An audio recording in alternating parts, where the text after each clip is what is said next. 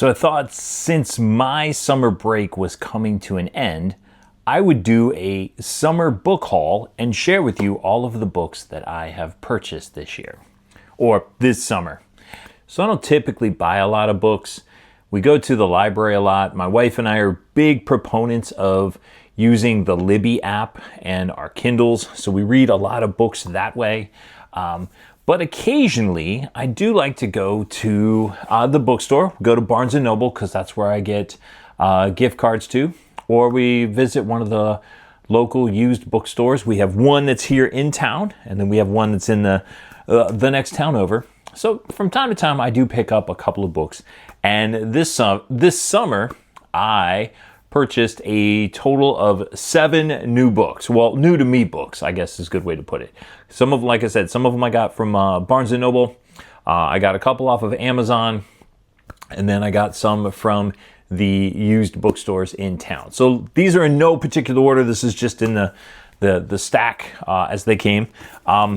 First up, I got a copy of Jurassic Park by Michael Crichton.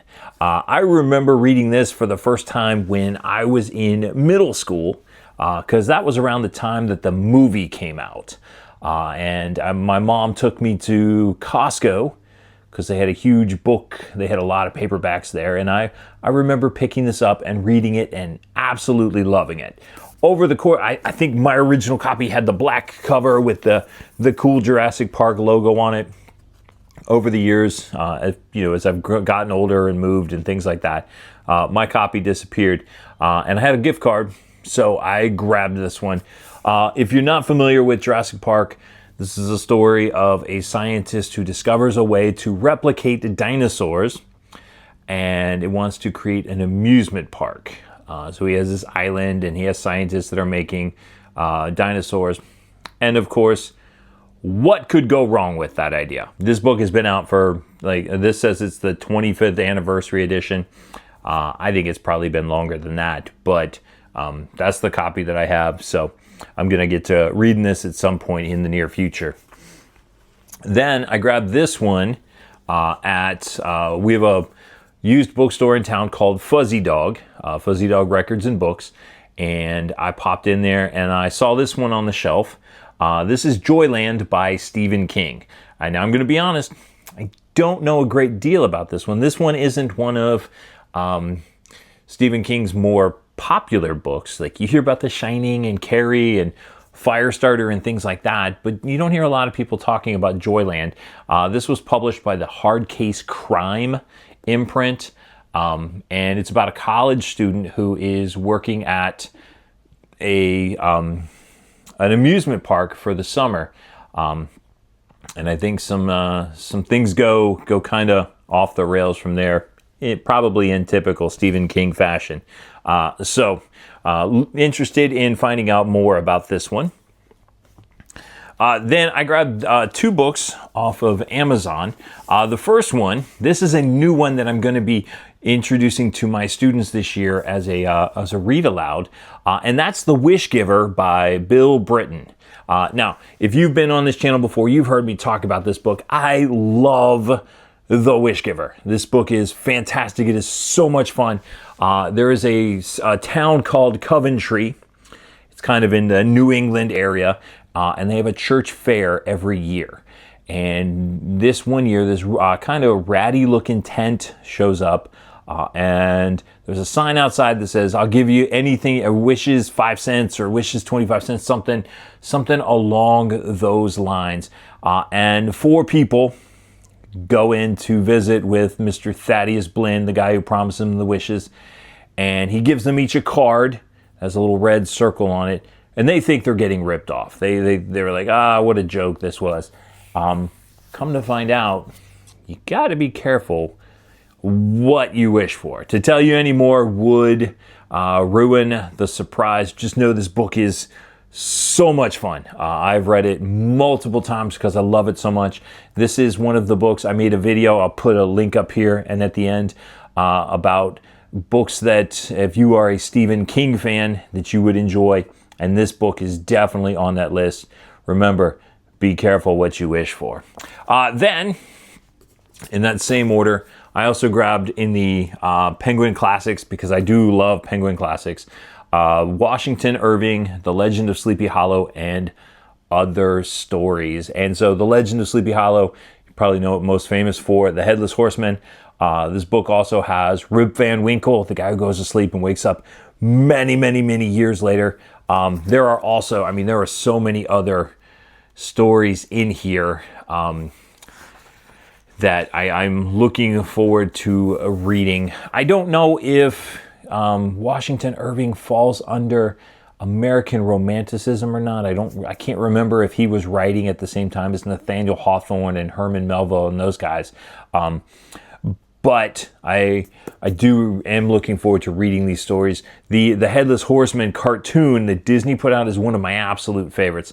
Love watching that. The Ichabod Crane being chased scared me to death when I was a kid. So I am looking forward to that. Next up, this is the newest book that I bought. And I got this at Barnes & Noble the other night. My wife and I were on what we call a nerd date. We go to the bookstore and we look at books, we take pictures of books, write down books so that we know what we want to read in the future. My wife says it's how she fills up her Goodreads list. This is called, and I hope I pronounced this correctly, The Last Quintista. And this is a book about a girl named Petra, and they are traveling to a new planet. So they're kind of, I believe everybody is in like a stasis state so that they can survive the journey. And while that happens, it says here, hundreds of years later, Petra wakes to this new planet and the discovery that she's the only person who remembers Earth. So something happened. There's something called the Collective that is erasing memories and what they call sins of Earth. And she's the only one that remembers. And is she going to be able to provide those stories? I saw this, I mean, first off, that's a beautiful cover. I know you can't judge a book by its cover. It has this up here where, because it won the Newbery Award, has the gold symbol there. These books tend to be really beautiful stories. I've enjoyed the last couple that I've read. And I'm working on I'm reading through some books right now about space. And this one showed up on a list that seemed interesting. So I thought I would give this a try. And then two more, because I said I had 7. I got these at another used bookstore. This one's called Bank Books. I don't shop at Bank Books as much because they tend to be a little on the expensive side, particularly for used books. But occasionally I come across some that I want to pick up. First one, and this is I did not realize I was going to buy as many Stephen King books as I have. This is Fairy Tale by Stephen King, and this is a story of a boy named Charlie who befriends his elderly neighbor and the dog. And when the neighbor passes away, he gives him like a secret, or it says here he leaves him a cassette tape telling a story that no one would believe, that inside the shed on his property is a portal to another world. My brother read this and he said he absolutely loved it. I love this cover here. You can see that it kind of looks like a dragon's eye, but when you look closer, there's a dog and the boy and a lantern kind of going down a stairwell. So really interested in checking this one out at some point. It is a bit longer. What is this? I'm going to glance here real quick. Nearly 600 pages. So it might be a minute before I get to this because I have so many other big books that I want to get to. But definitely interested in that. And then finally, I was very surprised to see this one on the shelf. And actually the lady at the bookstore said she was surprised I had it as well. And we were actually out there on a Saturday, and I didn't pick it up because I didn't have any cash on me. But I went back Wednesday when the bookstore opened, first thing, so I could grab it because I didn't want to miss it. And that's this book right here, It by Stephen King. And you can tell that, I mean, this thing is massive. This is probably one of the biggest books I own outside of War and Peace and The Count of Monte Cristo. And this is the story of some kids growing up in a town called Derry. And when they were teenagers, probably 12, 13 years old, they had to fight a cosmic entity that was doing terrible things in their town. And they thought they had destroyed it, but then many years later, they discover that it has come back. This was made into a mini-series when I was in middle school. And it had Tim Curry and John Ritter was in it. Some other names that were familiar when I was growing up. And that thing terrified me. I mean, there are scenes where I didn't want to take a shower. I made sure somebody was right outside the door when I was taking a shower. I was scared to go to the library because of certain things. And they've recently made a 2-part movie that came out in the last couple of years. I haven't seen that yet. Don't know if I want those images in my head. But I have heard that this book is both incredibly well written and fun to read, with the exception of certain parts, and absolutely terrifying. And so I grabbed it. I mean, even just looking at that cover is just scaring the fire out of me.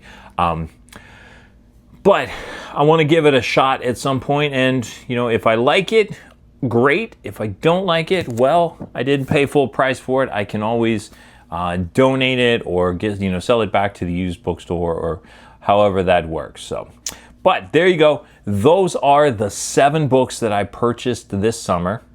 And I'm curious, what are some books that you picked up over the summer?